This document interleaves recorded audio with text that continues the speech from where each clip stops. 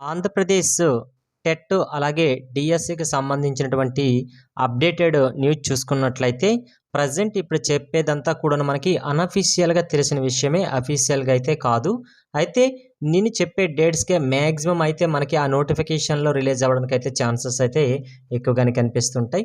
మనం చెప్పినట్లుగానే నవంబర్లోనే మనకి టెట్ నోటిఫికేషన్ వచ్చే అవకాశం ఉందని చెప్పాం కదా. మ్యాక్సిమం ఈ యొక్క నోటిఫికేషన్ వచ్చిన 45 డేస్లోనే ఎగ్జామ్స్ కండక్ట్ చేయడం కూడా జరుగుతుంది. అయితే ఆల్రెడీ ప్రీవియస్‌గా నేను నైట్ టైమ్ నేను టెట్ యొక్క సిలబస్‌లో ఏదైనా మార్పులు జరగొచ్చు అనే విషయం గురించి కూడా చెప్పాను. మేబీ చేంజ్ అయితే అవ్వచ్చు. అఫీషియల్‌గా అయితే ఇంక లేదు. కానీ ఆ న్యూస్ అనేది మనకి టీచర్స్ న్యూస్‌లో అయితే రావడం జరిగింది. కాబట్టి ఒకవేళ చేంజ్ అయినా, చేంజ్ అవ్వకపోయినా కూడాను బీ ప్రిపేర్‌గా ఇప్పటి నుంచే అయితే పక్కాగా మీరు ప్లాన్ చేసేసుకొని ఏ విధంగా ప్రిపేర్ అవుతారో అనేది మీ ఇష్టమండి. నెక్స్ట్ వన్ చూసుకున్నట్లయితే ఆల్రెడీ ప్రెజెంట్ 2025కి సంబంధించిన డిఎస్సి చూసుకున్నట్లయితే వాళ్ళకి టెట్ వైజేజ్ 20% ఇచ్చారు కాబట్టి చాలా హెల్ప్‌ఫుల్‌గా అవ్వడం జరిగింది. అయితే రిమైనింగ్ పర్సన్స్‌కి అయితే చాలామందికి అయితే చాలా విధాలుగా అన్యాయం కూడా జరిగిందని కూడాను చాలా కంప్లెయింట్స్ కూడా వెళ్ళడం జరిగింది. అయితే వాటి గురించి గవర్నమెంట్ అనేది ఎటువంటి స్పందన లేదు. ఆల్రెడీ రిక్రూట్మెంట్ ప్రాసెస్ అనేది కూడా క్లోజ్ అయిపోయింది. ఆల్రెడీ కొత్తగా నియమించిన టీచర్స్ అందరూ కూడా స్కూల్స్‌కి అనేది అలర్ట్ చేశారు. వాళ్ళ జాయినింగ్ కూడా అయిపోయింది. అయితే మనకి ఏపీ టెట్ 2025కి సంబంధించిన ఇన్ఫర్మేషన్ చూసుకున్నట్లయితే మనకి నవంబర్ 10 తర్వాత మనకి ఈ యొక్క నోటిఫికేషన్ రిలీజ్ అవ్వడానికి అయితే ఛాన్సెస్ అయితే ఎక్కువగా ఉన్నాయి. కాబట్టి ఈసారి టెట్ సిలబస్‌లో ఏదైనా సిలబస్ మారే అవకాశం ఉండవచ్చు.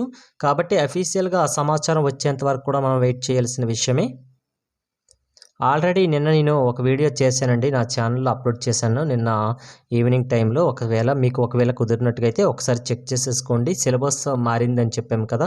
అయితే వాళ్ళకి పేపర్ 1 అయితే కామన్‌గా అందరికీ కూడాను ఎస్‌జిటి వాళ్ళకైతే ప్రిలిమినరీలో నార్మల్‌గా ప్రైమరీలో ఉంటది. నెక్స్ట్ ఎస్ఏకి సంబంధించిన చిన్న చిన్న మార్పులు జరగొచ్చు అని చెప్పడం కూడా జరిగింది పేపర్ 2లోన.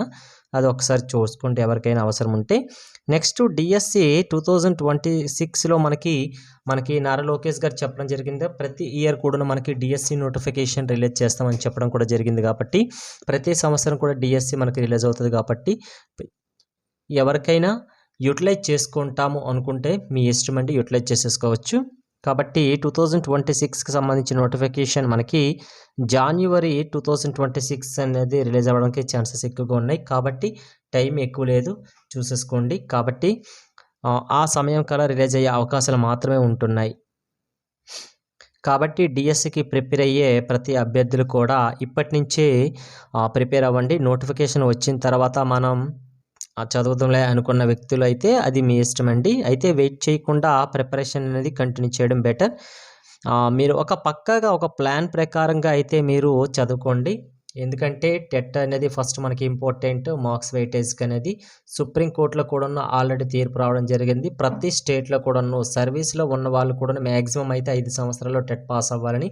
ప్రెజెంట్ డిఎస్సి రాస్తున్న వాళ్ళ ప్రతి ఒక్కరు కూడాను మనకి ఒక మార్క్ అనేది వాళ్ళకి సెట్ చేస్తున్నారు కదా. ఆ మార్క్ మ్యాక్సిమం మార్క్స్ అనేది క్రాస్ అయిన వాళ్ళు మాత్రమే క్వాలిఫైడ్ ఉంటారు. ఆ క్వాలిఫైడ్ ఉన్న అభ్యర్థులు మాత్రమే టెట్‌ని ఎలిజిబుల్ చేసి ఒకవేళ వాళ్ళు డిఎస్సి రాసినట్లయితే వాళ్ళకి యాక్సెప్ట్ చేస్తారండి. కాబట్టి అందరూ కూడాను బీ ప్రిపేర్డ్ అండి టెట్ కోసం కూడాను. అయితే డిఎస్సి కోసం ఆలోచించి అయిపోయిన డిఎస్సి అయింది కదా. అయితే చాలామంది అభ్యర్థులైతే చాలామందికైతే అన్యాయం జరిగింది అని చెప్తున్నాను. జరగలేదని నేను చెప్పట్లేదు, జరిగింది. అయితే అయిపోయిన దాని గురించి అయితే ఆలోచించడం వలన దేర్ ఈజ్ నో యూజ్ అండి. కాబట్టి దాని గురించి అయితే మీరు పక్కన పెట్టి ప్రెజెంట్ డిఎస్సి అయితే దాని గురించి అయితే ఎక్కువ మీరు ఫోకస్ చేస్తే మంచిది. ఎందుకంటే మీరు దాని గురించే బాధపడి ప్రెజెంట్ డిఎస్సి మీద దాని ఎఫెక్ట్ పడడం వల్ల ఈ డిఎస్సి కూడా మిస్ అయ్యే ఛాన్సెస్ ఉంటుంది. కాబట్టి అటువంటివి ఏవైనా ఉంటే దయచేసి పక్కన పెట్టేసి ప్రెజెంట్ వస్తున్న డిఎస్సి గురించి అయితే ప్రతి ఒక్కరూ ఆలోచించాలండి. నా యొక్క ఆవేదన కాదండి, మీకు బాధ అయితే ఉంటుంది. ఆ బాధనైతే ఎవరు కూడా తీర్చలేరు. కాబట్టి ఆ బాధని మనం స్పోర్టివ్‌గా తీసుకొని, పాజిటివ్‌గా తీసుకొని నెక్స్ట్ డిఎస్సిలో మంచి మార్క్స్‌తో మేము కంపల్సరీగా సక్సెస్‌ఫుల్‌గా ముందుకు వెళ్తామనే ఉద్దేశంతో చదవండి. అయితే మీకు జరిగినటువంటి డిఎస్సిలో మంచి మార్క్స్ రాలేదని కాదు, అలాగనేసి మీకు అన్యాయం జరగలేదని కూడా నేను చెప్పను. జరిగింది. కానీ దానిపైన అయితే గవర్నమెంట్స్‌గా ఎటువంటి స్పందన లేదు. కాబట్టి ప్రతి ఒక్కరు కూడాను దాని గురించి మర్చిపోయి ప్రస్తుతానికి రానున్నటువంటి నోటిఫికేషన్ అలాగే అలాగే డిఎస్సి నోటిఫికేషన్ గురించి నేను చెప్పట్లేదండి. ఏ నోటిఫికేషన్కైనా కూడా ప్రిపేర్గా ఉండండి. ప్రస్తుతానికైతే సమాజంలోన పోటీ ప్రపంచం కాబట్టి ఏదో ఒక జాబ్ చేస్తున్న వాళ్ళు కొందరు ఉన్నారు. అలాగే గవర్నమెంట్ సెక్టర్‌లో వర్క్ చేయాలనేది చాలామంది ఆలోచనలో ఉంటారు. ఇటువంటి అభ్యర్థులందరూ కూడాను కంపల్సరీగా అయితే ఏదో ఒక వర్క్ చేసుకొని దీని గురించి ఆలోచిస్తే బెటర్ అనేది నా ఒపీనియన్ మాత్రమే. ఇది నెక్స్ట్ మీ ఇష్టం అండి. అయితే బాధగా ఉన్న దానికోసం ఎక్కువగా ఆలోచించకండి. మీ బాధను కూడా ఎవరు తీర్చలేరు. Wish you all the best అండి.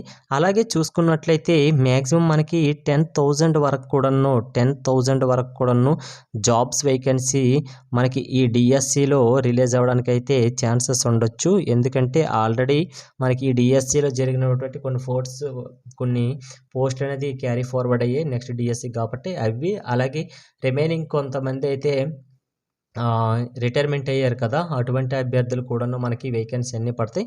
మ్యాక్సిమం అయితే 10,000 వరకు కూడాను వేకెన్సీ వచ్చే అవకాశాలు అయితే ఉంటాయి. నెక్స్ట్ 2026 అయిపోయిన తర్వాత 2027కి అయితే మళ్ళీ పోస్టులు తగ్గే అవకాశం ఉంటుంది. అది కూడా గమనించండి. కాబట్టి ఏదైనా కూడా 10,000 కరెక్ట్గా చెప్పారా ఇంతేనా అనేసి కొంత నెగిటివ్ కామెంట్ చేయొచ్చు. కానీ ఏదైనా అయినా కూడాను మ్యాక్సిమం అయితే మనకి ఈ యొక్క నెంబర్లో మాత్రం రిలీజ్ అవ్వడానికి అయితే ఛాన్సెస్ ఉంటాయి. Okay, wish all the best అండి. బాగా ప్రిపేర్ అవ్వండి, మీకు జాబ్ రావాలని అయితే నేను కోరుకుంటున్నాను. Thanks for watching.